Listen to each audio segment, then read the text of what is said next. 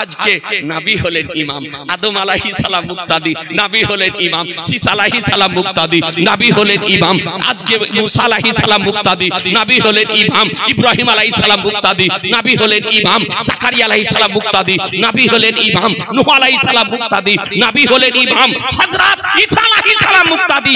এক কথায় নবী হলেন ইমাম আর সমস্ত নবীগণ হলেন মুক্তাদি। সুবহানাল্লাহ সুবহানাল্লাহ। আহলুস সুন্নাত ওয়াল জামাতের আকীদা অর্থাৎ হানাফি, শাফি, মালিকি, হাম্বলি সারা পৃথিবীতে সমগ্র মুসলিম জাহানে যে চারটি মাযহাব প্রচলিত আছে এদেরকে বলা হয় আহলুস সুন্নাত ওয়াল জামাত। এই আহলুস সুন্নাত ওয়াল জামাতের চূড়ান্ত ফয়সালা যে মহানবী সাল্লাল্লাহু তাআলা আলাইহি ওয়াসাল্লামের জীবনে একাধিকবার মেরাজ শরীফ সংঘটিত হয়েছিল, তার মধ্যে একবার হলো শারীরিক মেরাজ আর বাকিগুলি হলো আত্মিক মেরাজ। যে মেরাজের কথা এ মহাগ্রন্থে সূরা বানী ইসরাইলে বলা হয়েছে, এই মেরাজ শরীফ হচ্ছে নবীর শারীরিক মেরাজ শরীফ। দৈহিক মেরাজ শরীফ যে নবী আত্মা এবং দেহ, আত্মা এবং শরীর সহ সশরীরে নবীর জীবনে একবার মেরাজ শরীফ সংঘটিত হয়েছিল। বিশ্বাস করেন না? করেন না? একটু জোরে বলতে হবে। বিশ্বাস করেন না? জি, এটা আমাদের আকীদা। অনেক ভ্রান্ত মতবাদ পোষণকারীদের আকীদা, যাজকে নতুনত্ব নামে, নতুনত্ব দলে ইসলামিক পোশাকের মুখোশ পরিধান করে যারা আত্মপ্রকাশ করেছে, তাদের আকীদা যে নবীর সশরীরে মেরাজ হয়নি, নবীর আত্মিক মেরাজ হয়েছিল, রূহের মেরাজ হয়েছিল, আত্মার মেরাজ হয়েছিল। তাহলে পার্থক্য বুঝতে পারলেন? ভ্রান্ত মতবাদ পোষণকারীগণ নবীর সশরীরের মেরাজকে অস্বীকার করে, আর আমরা আমাদের আকীদা যে একাধিকবার আত্মিক মেরাজ হয়েছিল আর একবার নবী সশরীরে মেরাজে গিয়েছিলেন। এই জাগতিক শরীর নিয়ে আল্লাহ তাআলা কোরআন শরীফের মধ্যে বলেন যে সুবহানাল্লাযী আসরা বিআবদিহি। আয়াতটি শুরু করা হয়েছে সুবহানা দিয়ে। ও মহান আল্লাহর পবিত্র, পবিত্রতা, পবিত্র জাত আল্লাহ, যিনি নিজ বান্দাকে নিয়ে গিয়েছিলেন। একটি কথা বলুন, নবীকে সশরীরে মেরাজে নিয়ে গিয়েছিলেন কে? আল্লাহ। কে? জোরে বলেন না। আল্লাহ। রাত্রে না দিনে? রাত্রে। কোথা থেকে কোথা পর্যন্ত? মসজিদে হারাম থেকে মসজিদে আকসা পর্যন্ত। মসজিদে হারাম বলা হয় কাবা শরীফকে, আর মসজিদে আকসা বলা হয় বাইতুল মুকাদ্দাসকে, যা জেরুজালেম ফিলিস্তিনে অবস্থিত।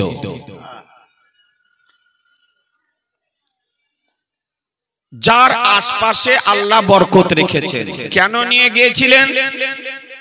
তো বলেন আল্লাহ যে আমার নিদর্শন সমূহ দেখানোর জন্য।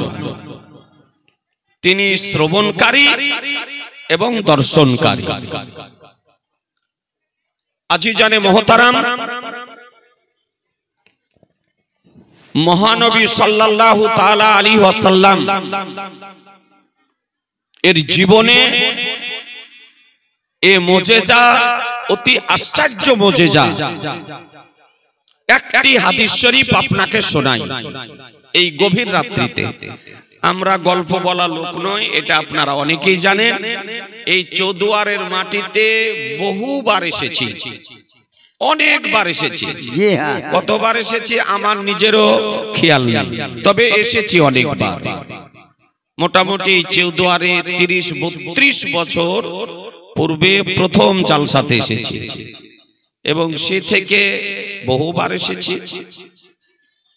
কয়েক বছর আগেও এসেছিলাম, তারপরে আবার এবছর কমিটি বৃন্দ দাওয়াত করেছেন, উপস্থিত হয়েছি আপনাদের খিদমতে। একটি হাদিস শরীফ শোনেন। নাসাই শরীফ কিতাবুস সালাত, নামাজের অধ্যায়, হাদিস number 451, page number 61, print Darus Salam, Riyad, Saudi আরব। হাদিসের রাবি বর্ণনাকারী হযরত আনাস ইবনে মালিক রাদিয়াল্লাহু তাআলা আনহু। হযরত আনাস ইবনে মালিক, আনাস রাদিয়াল্লাহু তাআলা আনহু হাদিস শরীফটি বর্ণনা দিতেছেন। আনাসকে, যে আনাস রাদিয়াল্লাহু তাআলা আনহু নবীর নিকটে 10 বছর খিদমত করেছিলেন। কয় বছর বললাম? 10 বছর।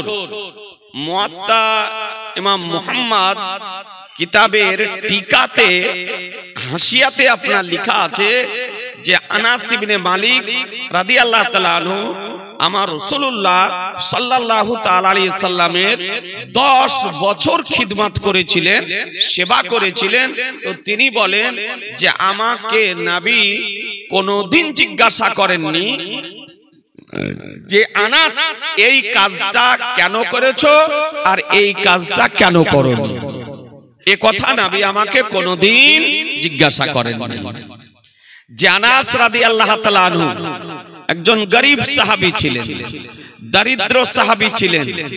তিরমিজি শরীফের মধ্যে হাদিস শরীফ বর্ণিত হয়েছে, তার মায়ের নাম হলো উম্মে সুলাইম রাদিয়াল্লাহু তাআলা আনহা।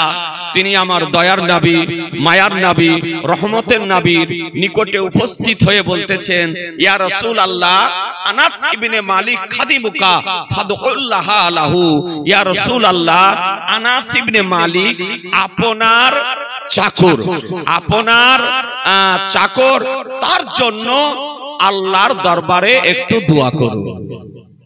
মা আবেদন করলেন, উম্মে সুলাইম, যে আনাস ইবনে মালিক খাদিমুকা, আনাস ইবনে মালিক আপনার চাকর, আল্লাহর দরবারে তার জন্য একটু দোয়া করুন। কিসের দোয়া তা বলেননি, জমিনের দোয়া বলেননি, আকাশের দোয়া তাও বলেননি, জান্নাতের দোয়া তাও বলেননি, মালের দোয়া তাও বলেননি, সন্তানের দোয়া তাও বলেননি, ধনের দোয়া তাও বলেননি। মা বলতেছেন, ফাদউল্লাহ, ইয়া রাসূলুল্লাহ, আল্লাহর দরবারে তার জন্য দোয়া করুন। আমার আনিসে বেকাসা, সাইয়্যিদে কাউন মাকা, বেকাসু কে কাস, বেসাহারু কে সাহারা, বেচারু কে চারা, গরিবু কে হামি, ইয়া তুমি কে বলি, শাফিউল মুযনাবিন, রাহমাতুল লিল আলামিন। নবী আমার দোয়া করতেছেন, আল্লাহুম্মা, আল্লাহুম্মা বারিক, আল্লাহুম্মা আকসির মালাহু ওয়া ওয়ালাদাহু ওয়া বারিক লাহু ফি হাতাইতা। আল্লাহ, আনাস ইবনে মালিকের মালকে বৃদ্ধি করে দাও, মালে বরকত দাও, সন্তানে বরকত দাও। আনাস ইবনে মালিককে যা কিছু দান করেছো সবকিছুতে বরকত দাও। সুবহানাল্লাহ, সুবহানাল্লাহ। কটা দোয়া করলেন নবী? একটু কথা না বললে হবে? জি একটু কিছু আপনারা বলবেন, আমি কিছু বলবো। রাত্রির শেষ অংশে একটু মিলে জুলে আলোচনা করব। নবী আমার বলছেন আকসির মালাহু, আল্লাহ আনাস ইবনে মালিকের মালকে বাড়িয়ে দাও। দ্বিতীয় ওয়ালাদাহু, সন্তানাদিতে বরকত দাও, সন্তানাদিতে বরকত দাও। বারিক লাহু ফিহা দাইতা, যা কিছু দান করেছো আল্লাহ সব কিছুতে বরকত দাও। তাহলে কটা হলো দোয়া? জোরে তিনটে দোয়া। অন্য রিওয়ায়েতে এসেছে নবী আমার আরো দোয়া করতেছেন। কি দোয়া করতেছেন? দোয়া করতেছেন ওয়াতিল হায়াতাহু, বলে আল্লাহ আনাস ইবনে মালিকের আয়ুকে বৃদ্ধি করে দাও, আয়ুকে বৃদ্ধি করে দাও। তারপর আরেকটি দোয়া করতেছেন নবী আমার। কি দোয়া করতেছেন? ওয়াদখিলহুল জান্নাহ, ইয়া আল্লাহ আনাস ইবনে মালিককে জান্নাত দান করো। তাহলে কটা দোয়া হলো? জোরে বলবেন না? পাঁচটা। কটা? পাঁচটা দোয়া হলো। আনাস ইবনে মালিক রাদিয়াল্লাহু তাআলা আনহুর জন্য নবী আমার দোয়া করলেন। এ বেরাদারানি ইসলাম, যে নবীর দোয়াকে ফিরিয়ে দেওয়া হয় না, নবীর দোয়া ব্যর্থ হয় না, নবীর দোয়া ঘুরিয়ে দেওয়া হয় না, নবী যে খোদার দরবারে দোয়া করেন আল্লাহ তাআলা মুহূর্তের মধ্যে সেই দোয়াকে কবুল করে নেন। ইয়াজি জানে মহতারাম, আমার নবী দোয়া করলেন। আনাস ইবনে মালিক রাদিয়াল্লাহু তাআলা আনহু তিনি বলেন, বলে ইয়া রাসূলুল্লাহ আমার মালে বরকত হবে, সন্তানাদিতে বরকত হবে, যা কিছু দিয়েছে তাতেও বরকত হবে। এ বেরাদার কেমন বরকত হলো? আনাস ইবনে মালিক রাদিয়াল্লাহু তাআলা আনহু বলেন, মদিনার সরজমিনে ছোট্ট একটি আমার খেজুরের বাগান ছিল। তো আমার দয়ার নবী বলছেন, আনাস তোমার বাগানে চলো। আমার দয়ার নবী আনাসকে সঙ্গে নিয়ে আনাসের খেজুরের বাগানে গেলেন। বাগানে যাওয়ার পর পবিত্র কদম বাগানে রেখে দিয়ে বলতেছেন, হে আনাস ইবনে মালিকের বাগান, প্রতি বছর একবার করে ফল দাও, তবে আজ থেকে বছরে দুইবার করে ফল দেবে। সুবহানাল্লাহ সুবহানাল্লাহ, একটু জোরে। বলে এবার থেকে বছরে দুবার করে ফল দেবে। এ বেরাদারানে ইসলাম, আনাস ইবনে মালিক রাদিয়াল্লাহু তাআলা আনহু বলেন, বলে শোনো, সেই দিন থেকে নবীর পবিত্র কদম রাখার পর থেকে আমার বাগান বছরে দুইবার করে খেজুর দিত, দুইবার করে খেজুর দিত। আমার বাগানের খেজুর মদিনার মার্কেটে নিয়ে যাওয়ার সঙ্গে সঙ্গে বাজারের মধ্যে সবথেকে হাই রেটে আমার বাগানের খেজুর বিক্রি হতো। সুবহানাল্লাহ। কেন? কারণটা কি?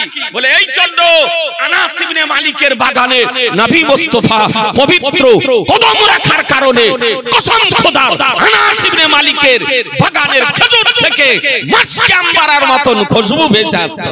সুবহানাল্লাহ। নবীর মতো খুশবু ভেসে আসতো। এই জন্য মদিনার মার্কেটে যাওয়ার সঙ্গে সঙ্গে সবথেকে হাই রেটে, আপনার বেশি রেটে তার বাগানের খেজুর বিক্রি হয়ে যেত। আজি জানে মহতারাম, আপনাদেরকে বলতে চাই, এই হাদিসের আজকে ব্যাখ্যা আপনার আল্লামা আব্দুল হক মুহাদ্দিসে দেহলভী রাহমাতুল্লাহ আলাইহি করতেছেন। আশআতুল লুমাতের মধ্যে যে নবী আমার তার আয়ু বৃদ্ধির জন্য দোয়া করেছিলেন, তিনি কমবেশ 103 বছর বেঁচে ছিলেন। সুবহানাল্লাহ। কতদিন? 103 বছর তিনি বেঁচে ছিলেন। সন্তানের জন্য দোয়া করেছিলেন। কতজন সন্তান? তিনি বলেন 80 অতিক্রম করে গিয়েছিল সন্তানের সংখ্যা। সুবহানাল্লাহ। সন্তানাদির সংখ্যা 80 অতিক্রম করে গিয়েছিল। এ বেরাদারানি ইসলাম, তাহলে বোঝা গেল যে নবী মুস্তাফা দোয়া করেছেন আনাস ইবনে মালিক রাদিয়াল্লাহু তাআলা আনহুর জন্য। সেই আনাস ইবনে মালিক রাদিয়াল্লাহু তাআলা আনহু হাদিস শরীফ বর্ণনা দিতেছেন। জামান নবী পাক সাহেবে লাউলাক সাল্লাল্লাহু তাআলা আলাইহি ওয়াসাল্লাম উম্মে হানির ঘরে আরাম করতেছিলেন। মক্কা শরীফের পাশেই উম্মে হানি ঘর ছিল, আর সেই ঘরে নবী আমার রাত্রিতে আরাম করতেছিলেন। নবীগণ যখন আরাম করেন, সুন্নি মুসলমান মনে রাখবেন, আপনার আমরা আমরা যখন আরাম করি, আপনার আমরা যখন ঘুমাই, আমাদের চোখও ঘুমায়, আমাদের দিলও ঘুমায়, কিন্তু নবীগণ যখন আরাম করেন তখন তাদের চোখ আরাম করে আর দিল জাগ্রত অবস্থায় থাকে। সুবহানাল্লাহ, জাগ্রত অবস্থায় থাকে। এই জন্য শরীয়তের মশলা যে মৌলবি যদি ঘুমিয়ে যায় ওযু ভঙ্গ হয়ে যাবে, ইমাম যদি ঘুমিয়ে যায় ওযু ভঙ্গ হয়ে যাবে, মুফতি যদি ঘুমিয়ে যায় ওযু ভঙ্গ হয়ে যাবে, পীরজাদা যদি ঘুমিয়ে যায় ওযু ভঙ্গ হয়ে যাবে, হাফেজ যদি ঘুমিয়ে যায় ওযু ভঙ্গ হয়ে যাবে, কারি যদি ঘুমিয়ে যায় ওযু ভঙ্গ হয়ে যাবে, নামাজি যদি ঘুমিয়ে যায় ওযু ভঙ্গ হয়ে যাবে, ইমানদার যদি ঘুমিয়ে যায় ওযু ভঙ্গ হয়ে যাবে। কিন্তু নবী যদি ঘুমায় তো নবীর ঘুম ওযু ভঙ্গের কারণ। সুবহানাল্লাহ, কারণ নয়, নবীগণের ঘুমে ওযু ভঙ্গ হয় না। কথা মনে থাকবে। বলে কোন কিতাবে আছে, উঠিয়ে দেখুন মুসলমান, হানাফি মাযহাবের নির্ভরযোগ্য কিতাব, যে কিতাবের নাম ফাতাওয়ায়ে শামী, 12 খণ্ডে বিভক্ত, অরিজিনাল পিওর আরবিতে, যাতে একটিও জের জাবার পেশমাদ আপনার দেওয়া নেই। পৃথিবীর যে কোনো আপনি লাইব্রেরিতে খোঁজ যদি করেন এই কিতাব পাবেন। সেই কিতাবের প্রথম খণ্ডের মধ্যে আল্লামা শামী রাহমাতুল্লাহ আলাইহি তিনি বর্ণনা দিতেছেন, নাউমুল আম্বিয়ায়ে আম্বিয়াদের ঘুমে ওযু নষ্ট হয় না। সুবহানাল্লাহ, ঘুমে ওযু নষ্ট হয় না। এ হচ্ছে নবীর বিশেষত্ব।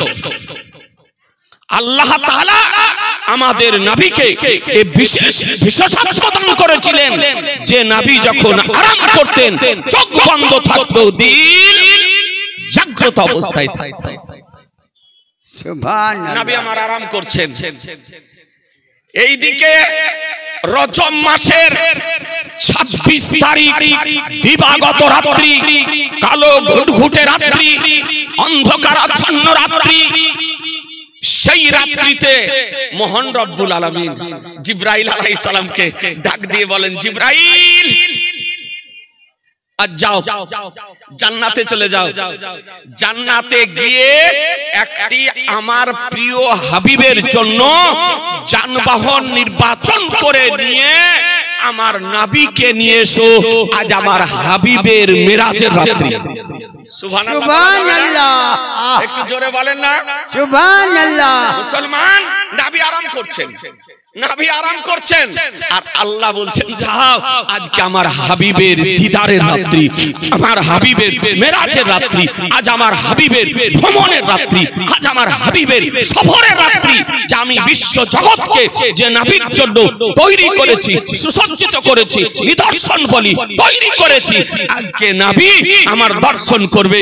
এ বেরাদার আলী ইসলাম, জিবরাইল আলাইহিস সালাম তিনি আল্লাহর নির্দেশে জান্নাতে গিয়ে নবীর জন্য আজকে যানবাহন নির্বাচন করতেছেন, এ পছন্দ করতেছেন। করতে করতে একটি বুরাক নামক যানবাহন নির্বাচন করে নিয়ে, বিস্তারিত ঘটনা আছে, মূল হাদিসে একটু আপনাকে অনুবাদ বলতেছি। একটি বুরাক নির্বাচন করে নিয়ে ফেরেশতার জামাত নিয়ে নবীর নিকটে উপস্থিত হয়েছে। নবী আমার আরাম করতেছিলেন, উম্মে হানির ঘরে আরাম করছেন। জিবরাইল আলাইহিস সালাম আসলেন, আমার দয়ার নবী পবিত্র চক্ষু মোবারক খুলে দিলেন। বলে, জিবরাইল কি ব্যাপার? বলে, ইয়া রাসূলুল্লাহ, আজকে রাত্রি আপনার মেরাজের রাত্রি, ভ্রমণের রাত্রি, সফরের রাত্রি। আল্লাহ তাআলা আমাকে নিয়ে যাওয়ার জন্য আপনাকে পাঠিয়েছে। আজ আপনার মেরাজের রাত্রি। সুবহানাল্লাহ, মেরাজের রাত্রি। ওযু করা পানি দিলেন, নবী আমার ওযু করলেন, সুসজ্জিত হলেন, সুসজ্জিত হয়ে বোরাকের পৃষ্ঠে আরোহণ করলেন। বোরাকের লাগাম জিবরাইল আলাইহিস সালামের হাতে।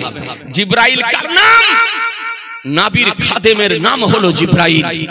আজিজানে মুহতারাম, উঠিয়ে দেখুন দরুদে তাজ, দরুদে তাজের মধ্যে বর্ণিত হয়েছে, ও জিবরিলু খাদিমুহু, জিবরাইল আলাইহিস সালাম হলেন নবীর খাদিম।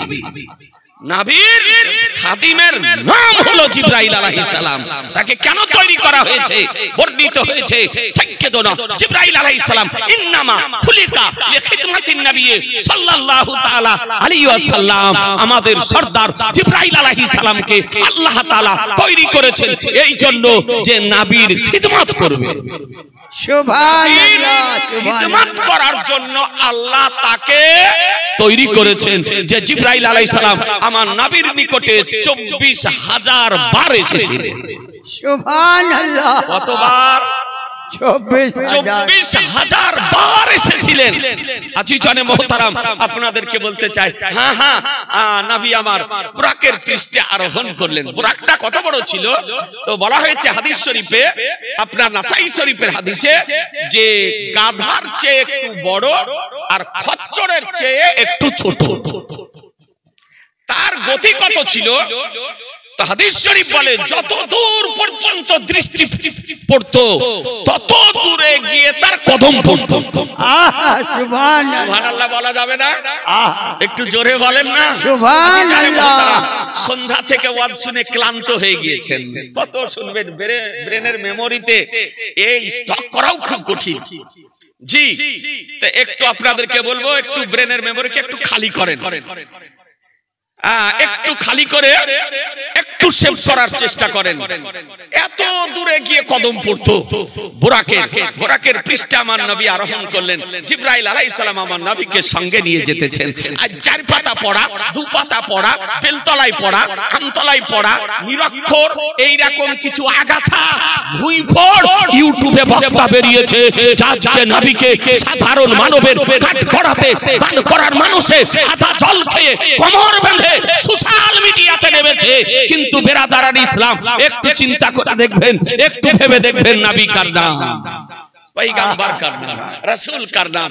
আহা বেরাদার, আমার দয়ার নবী সুসজ্জিত হয়ে বুরাকের পৃষ্ঠে আরোহণ করে আছে। আর জিবরাইল আলাইহিস সালাম নবীর আগে আগে লাগাম খিঁচতেছেন। কিছু দূর যাওয়ার পর জিবরাইল আলাইহিস সালাম বুরাকের লাগাম খিঁচলেন। বুরাক দাঁড়িয়ে গেল। বুরাক যখন দাঁড়িয়ে গেল, তো জিবরাইল আলাইহিস সালাম বলেন, ইয়া রাসূলুল্লাহ, বুরাকের পৃষ্ঠ হতে অবতরণ করুন। নবী আমার অবতরণ করলেন। অবতরণ করার পর বলেন, ইয়া রাসূলুল্লাহ, এই জায়গাতে 2 রাকাত নামাজ আদায় করুন। নবী আমার দাঁড়িয়ে গেলেন, 2 রাকাত নামাজ আদায় করলেন।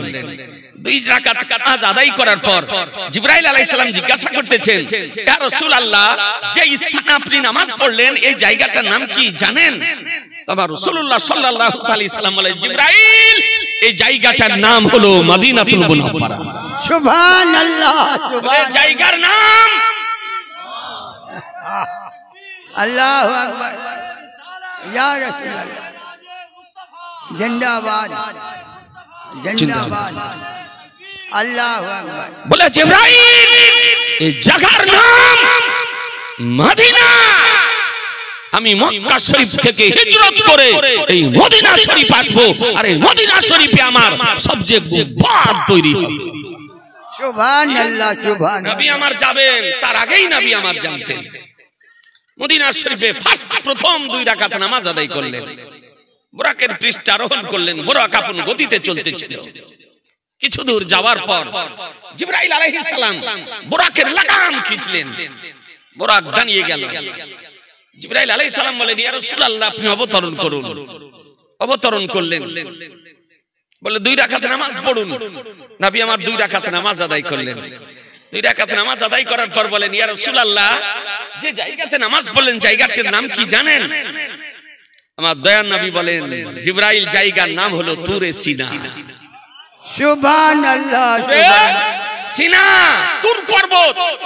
যে পর্বতে মহান রব্বুল আলামিনের দিদারের জন্য হযরত মুসা কালিমুল্লাহ আলাইহিস সালাম উপস্থিত হয়েছিলেন।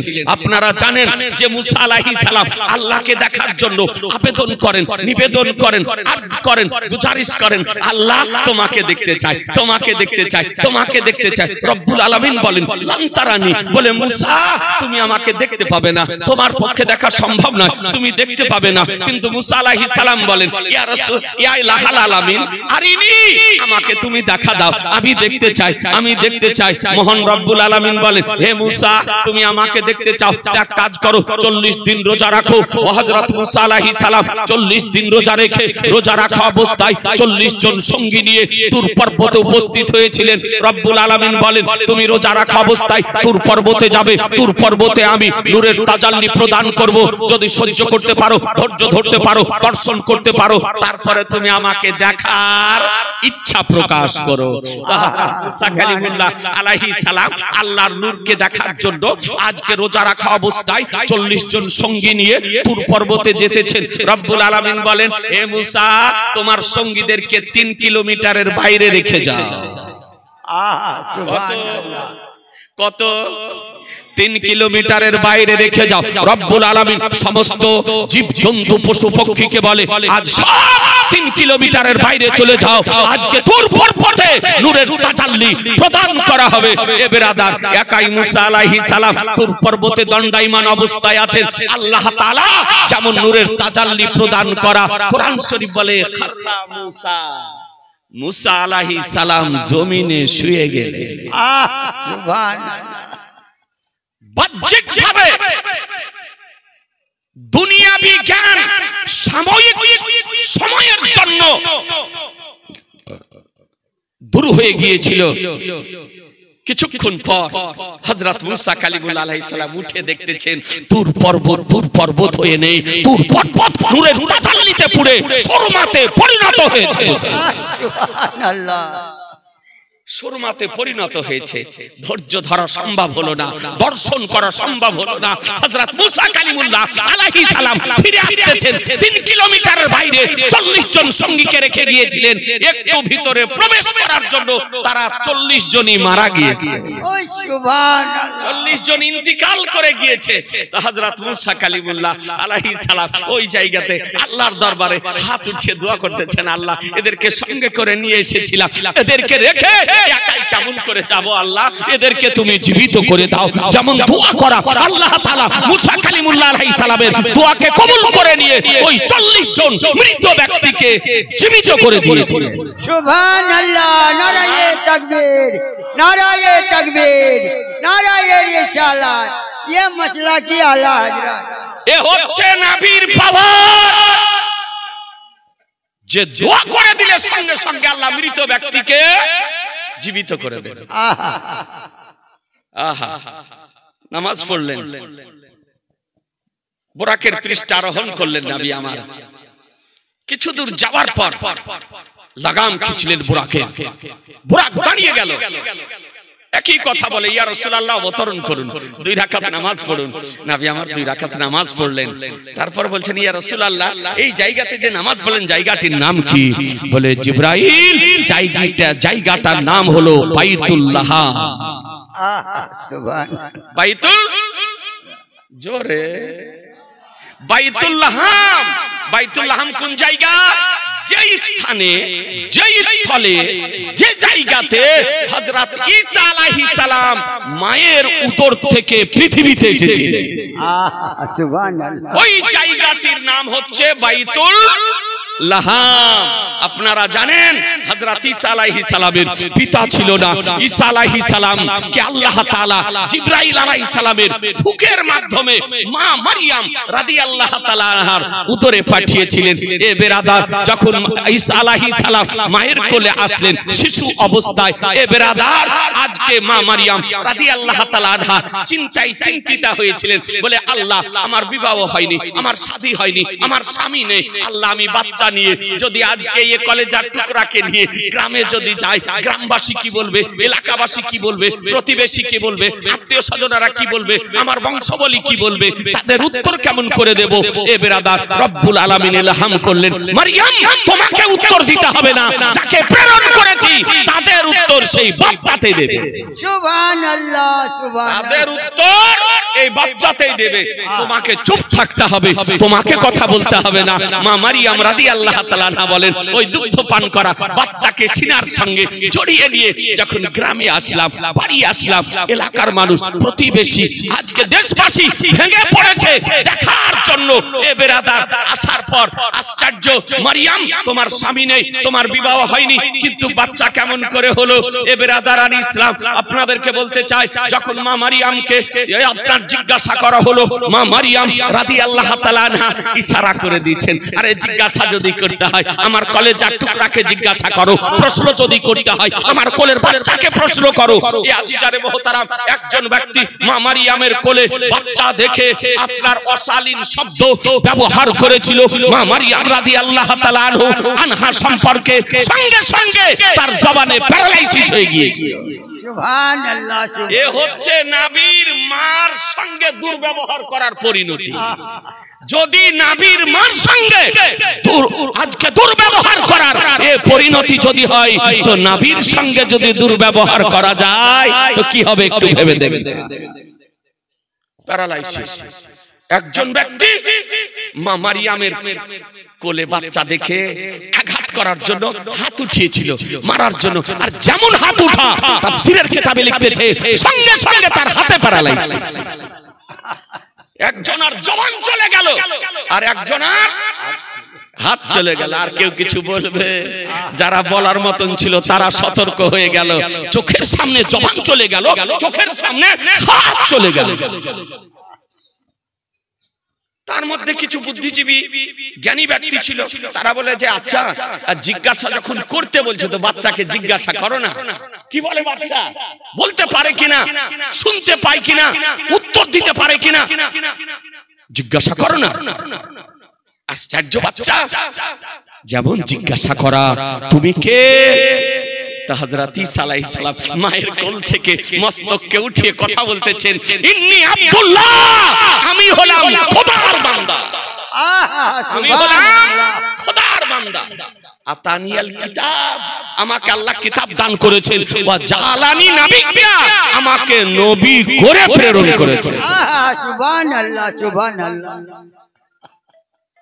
প্রশ্ন একটা, কে? উত্তর দিতেছেন আমি আল্লাহর বান্দা, আমি আল্লাহর পুত্র নই, আল্লাহর সন্তান নই, আল্লাহর ছেলে নই, আমি হলাম আল্লাহর বান্দা, আমাকে কিতাব দান করেছেন এবং নবী করে প্রেরণ করেছেন। কি করে? জোরে, নবী করে প্রেরণ করেছেন, অর্থাৎ নবী হয়ে এসেছেন। আমাদের নবী 40 বছরে নবী হয়েছেন, কথা বলতে হবে জি না? কবে নবী হয়েছেন? নবী হয়ে এসেছেন। যদি ঈসা আলাইহিস সালামের পাওয়ার হয়, নবী হয়ে যদি আসেন, তা আমাদের নবীর কি পাওয়ার হবে? এ বেরাদার, কোন ভাই রাগ করিয়েন না, হক কথা বলতেছি। আপনি ভুলবশত যদি গিয়ে থাকেন, ফিরে আসেন। ওহাবিদের গুরু, বুকে হাত বাঁধা পাফাড়ুয়াদের গুরু, দেওবন্দীদের গুরু, তাবলীগীদের গুরু, জামাতীদের গুরু, সে তারা লিখতেছে বলে নবী 40 বছর বয়সে নবুয়ত প্রাপ্ত হয়েছে, 40 বছর বয়সে নবুয়ত লাভ করেছেন। অনেক জ্ঞানী ব্যক্তি আছেন, জেনারেল শিক্ষিত ব্যক্তি আছেন। তার মানে কি? প্রাপ্ত হওয়া বা লাভ করা, এর অর্থ কি? তার মানে এর পূর্বে নবী ছিলেন না, 40 বছরে নবুয়ত পেলেন। লাভ করা মানে পাওয়া, আর প্রাপ্ত হওয়া মানে পাওয়া। তাদের আকীদা, তাদের বিশ্বাস যে 40 বছরে নবী হয়েছে। সুন্নি জামাতের আকীদা, সুন্নি জামাতের আকীদা যে আমাদের নবীকে আল্লাহ নবী করে তৈরি করেছেন, নবী করেই পৃথিবীতে পাঠিয়েছেন। মনে থাকবে না? মনে থাকবে না? আমাদের নবীকে নবী করে তৈরি করেছেন আর নবী করেই আল্লাহ পৃথিবীতে পাঠিয়েছেন। 40 বছর বয়সে সর্বপ্রথম হীরা গুহাতে কোরআন শরীফ অবতীর্ণ হয়েছে, ওহী অবতীর্ণ হয়েছে। 40 বছর বয়সে নবী নবুয়ত প্রকাশ করেছেন, এলান করেছেন, ঘোষণা করেছেন। কথা বোঝা গেল? 40 বছর বয়সে কি করেছেন নবী? নবুয়ত প্রকাশ করেছেন, নবুয়ত ঘোষণা করেছেন, নবুয়ত এলান করেছেন, আর নবী হয়ে পৃথিবীতে এসেছেন। কথা বোঝা গেল? বাতিল পন্থীদের আকীদা আর সুন্নি জামাতের আকীদার মধ্যে পার্থক্য। জি, কোন ভাই যদি ভুলবশত ওই সমস্ত ভ্রান্ত দলে গিয়ে যদি থাকেন, আপনাকে অনুরোধ করব চৌধুরীর জলসা থেকে আপনাকে দাওয়াত দিতেছি, সুন্নি জামাতের প্ল্যাটফর্মে ফিরে আসুন, সুন্নি জামাতের প্ল্যাটফর্মে ফিরে আসুন।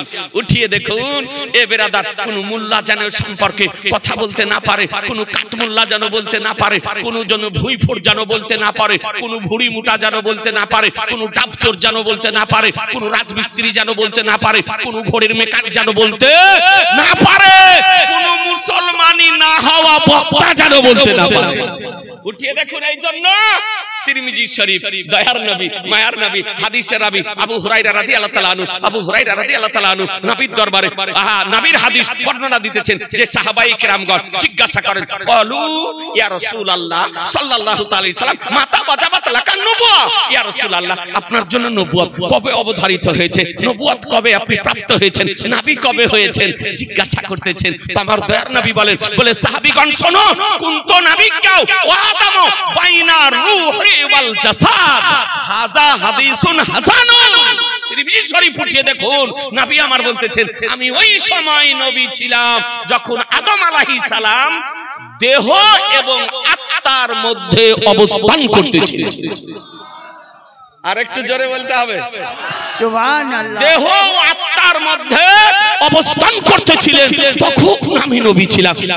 তাফসীরে রুহুল বায়ানের মধ্যে আরেকটি হাদিস শরীফ আল্লামা ইসমাঈল হাক্কি রাহমাতুল্লাহ আলাইহি নকল করেছেন। তিনি বলেন যে নবী আমার বলেন, কুনতু নাবিয়্যাও ওয়া আদামু বাইনাল মা'i ওয়াত তিন, বলে আমি ওই সময় নবী ছিলাম যখন আদম আলাইহিস সালাম পানি ও মাটির মধ্যে অবস্থান করতেছিলেন, পানি ও মাটির মধ্যে অবস্থান করতেছিলেন। হাদিস দুটিকে একত্রিত করুন, তার সারমর্ম দাঁড়াবে আমাদের নবী কখন নবী ছিলেন, আদম আলাইহিস সালামের হাওয়া তৈরি হয়নি তখন আমাদের নবী নবী ছিলেন, আদম আলাইহিস সালামের রূহ তৈরি হয়নি তখন আমাদের নবী নবী ছিলেন, আদম আলাইহিস সালামের পানি তৈরি হয়নি তখন আমাদের নবী নবী ছিলেন, আদম আলাইহিস সালামের হাওয়া তৈরি হয়নি তখন আমাদের নবী নবী ছিলেন, আদম আলাইহিস সালামের শরীর তৈরি হয়নি তখন আমাদের নবী নবী ছিলেন, আদম আলাইহিস সালামের ওজুদ হয়নি কসম খোদার তখনও আমাদের নবী নবী ছিলেন।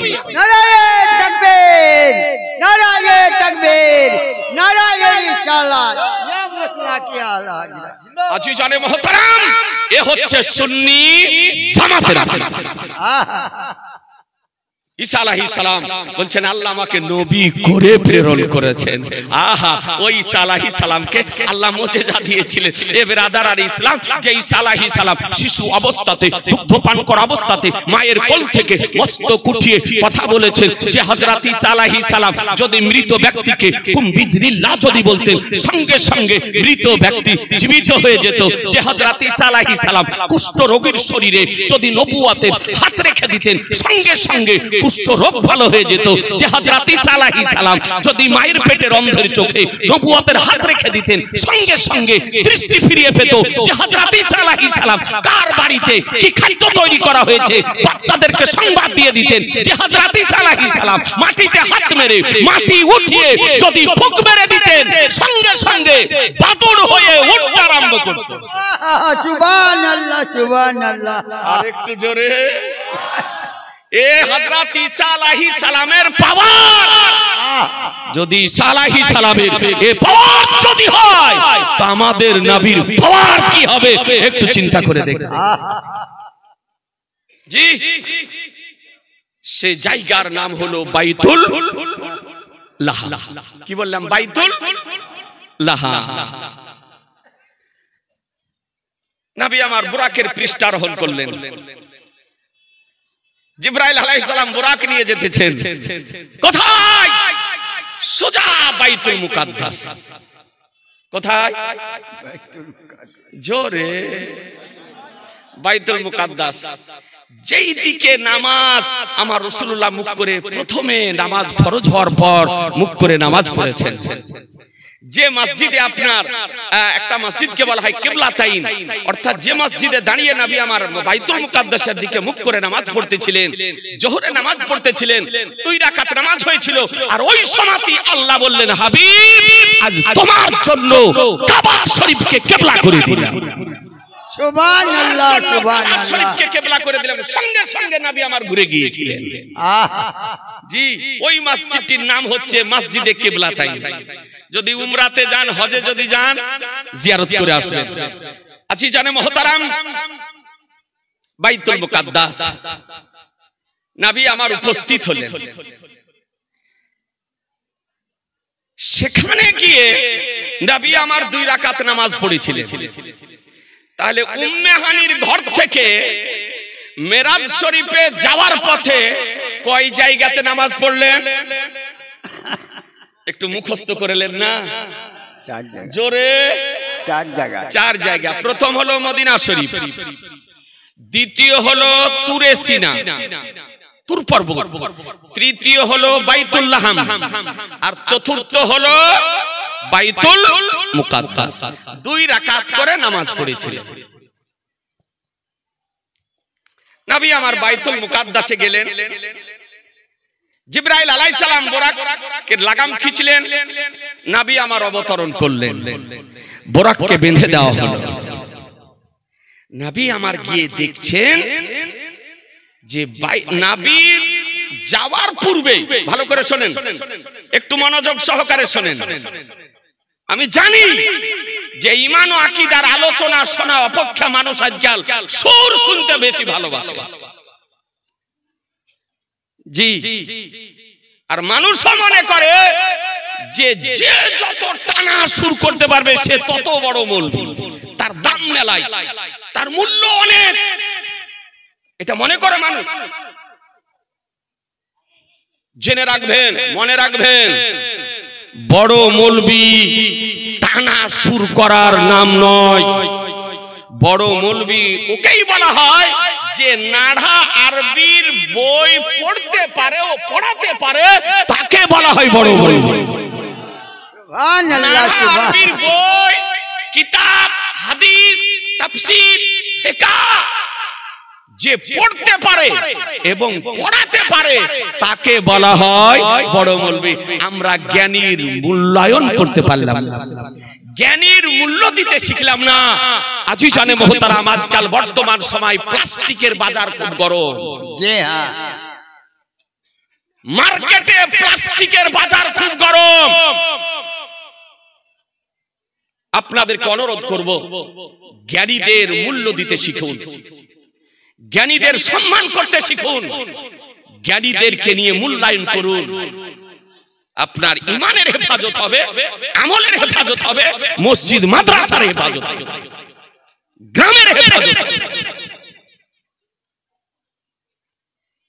আমার দয়ার নবী, মায়ার নবী গিয়ে দেখতেছেন যে বাইতুল মুকাদ্দাস মসজিদে আদম আলাইহিস সালাম থেকে নিয়ে ঈসা আলাইহিস সালাম পর্যন্ত সব নবী সশরীরে আদব সহকারে দাঁড়িয়ে আছে। একটু জোরে সুবহানাল্লাহ। নবীর কি শান, নবীর কি মান, নবীর কি মর্যাদা, নবীর কি সম্মান, নবীর কি সংসৌকা। যে নবীকে ওয়েলকাম জানানোর জন্য, যে নবীকে স্বাগতম জানানোর জন্য, যে নবীকে আজকে আজকে আপনার প্রশংসিত জানানোর জন্য আজকে সমস্ত নবীগণ বাইতুল মুকাদ্দাসে উপস্থিত হয়েছে। সুবহানাল্লাহ, সুবহানাল্লাহ। একেবারে আদম আলাইহিস সালাম থেকে নিয়ে ঈসা আলাইহিস সালাম পর্যন্ত সব নবী দাঁড়িয়ে, সব নবী দাঁড়িয়ে। নবীর আমার যাওয়ার পূর্বে আল্লাহ তাআলা সব নবীকে মুতায়্যিন করে দিয়েছেন। জি, যে যাও আজকে আমার নবীর মেরাজের রাত্রি, ভ্রমণের রাত্রি, দিদারের রাত্রি, সাক্ষাতের রাত্রি, আমার আজকে হাবিবের আসার তারিখ, যাও সব বাইতুল মুকাদ্দাস আমার নবীকে স্বাগতম জানিয়ে আসো, আজকে ওয়েলকাম জানিয়ে এসো। এ বেরাদার সব নবী দাঁড়িয়ে, তো জিবরাইল আলাইহিস সালাম হাজির, বুরাককে বেঁধে দিয়েছেন। তো জিবরাইল আলাইহিস সালাম আযান দিয়ে দিলেন বাইতুল মুকাদ্দাসে। জিবরাইল আলাইহিস সালাম আযান দিলেন। আযান দেওয়ার পর মুসাল্লা খালি, নামাজ কে পড়াবেন? আদম আলাইহিস সালাম থেকে ঈসা আলাইহিস সালাম পর্যন্ত। তো বলছেন ইয়া রাসূলুল্লাহ আপনি নামাজটা পড়িয়ে দিন, আপনি নামাজটা পড়িয়ে দিন। আমার দয়ার নবী মুসাল্লাতে গেলেন, আর দয়ার নবী ওই দিন বাইতুল মুকাদ্দাস মসজিদে ইমামতি করলেন, আর নবীর পিছনে সমস্ত নবী রাসূলগণ নামাজ আদায় করলেন মুসলমান। সুবহানাল্লাহ। এই জন্য নবীকে বলা হয় ইমামুল আম্বিয়া। ইমামুল আম্বিয়া, আম্বিয়া হলো নবীর বহুবচন, অর্থাৎ নবীগণের ইমাম। ইমামুল মুরসালিন, রাসূল দিগের ইমাম। আজকে নবী হলেন ইমাম, আদম আলাইহিস সালাম মুক্তাদি, নবী হলেন ইমাম, ঈসা আলাইহিস সালাম মুক্তাদি, নবী হলেন ইমাম। আজকে মুসা আলাইহিস সালাম মুক্তাদি, নবী হলেন ইমাম। ইব্রাহিম আলাইহিস সালাম মুক্তাদি, নবী হলেন ইমাম। জাকারিয়া আলাইহিস সালাম মুক্তাদি, নবী হলেন ইমাম। নূহ আলাইহিস সালাম মুক্তাদি, নবী হলেন ইমাম। হযরত ঈসা আলাইহিস সালাম মুক্তাদি। এক কথায় নবী হলেন ইমাম, আর সমস্ত নবীগণ হলেন মুক্তাদি। সুবহানাল্লাহ, সুবহানাল্লাহ। আচ্ছা দিচ্ছি, উত্তরগুলো দিয়ে দিচ্ছি। হাদিসটা শেষ করে দিই, তারপর ইনশাআল্লাহ উত্তর দিয়ে দেব, নাকি বলছেন? হাদিসটা তো শেষ করে দিই।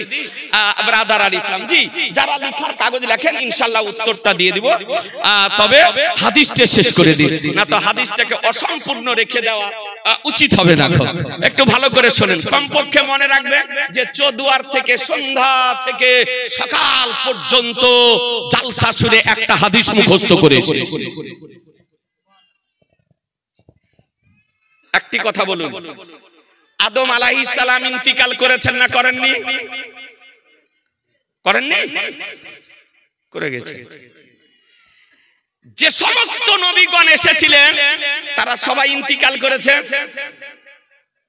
তো ইন্তিকাল করা ব্যক্তি সশরীরে এসে নামাজ পড়লেন কেমন করে? হ্যাঁ, একটু চিন্তা করতে হবে না? জি হ্যাঁ। নবীগণ জীবিত না মৃত? জীবিত। জোরে হলো না? সমস্ত নবীগণ জীবিত না মৃত? জীবিত। এটা সুন্নি জামাতের আকীদা, আহলুস সুন্নাত আল জামাতের আকীদা।